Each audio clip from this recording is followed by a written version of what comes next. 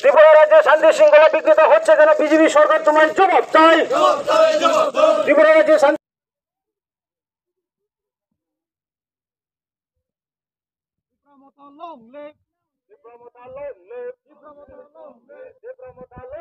হয়েছে কেন? বিজেপি সরকার জবাব চাই, জবাব দাও।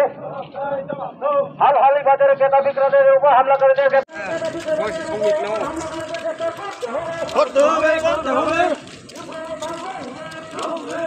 ক্রেতা বিক্রেতাদের উপর হামলাকারীদের গ্রেপ্তার করতে হবে।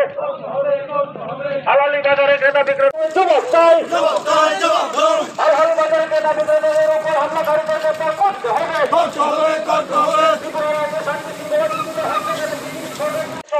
শিকার হচ্ছে কেন? বিজেপি সরকার তোমার জবাব চাই, জবাব দাও। ত্রিপুরা রাজ্যে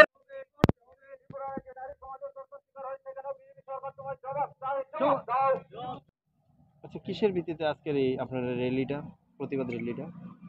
গত 26 তারিখ গভীর রাতে মানিক বান্দারের শ্রীরামপুর এলাকায় একটি উপজাতি রমণীর উপর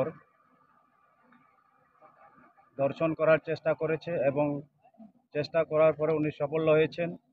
ওই ধর্ষণকারী ব্যক্তি ওনার দৃষ্টান্তমূলক শাস্তির জন্য আজকে আমরা নাইলাইহা বাজারে রায়পাছাতে ত্রিপুরা মাতার তরফ থেকে আমরা বিক্ষোভ মিছিল করেছি। আচ্ছা, আর এমনি এরপরে কি কোনো বিক্ষিপ্ত ঘটনা হয়েছে কি?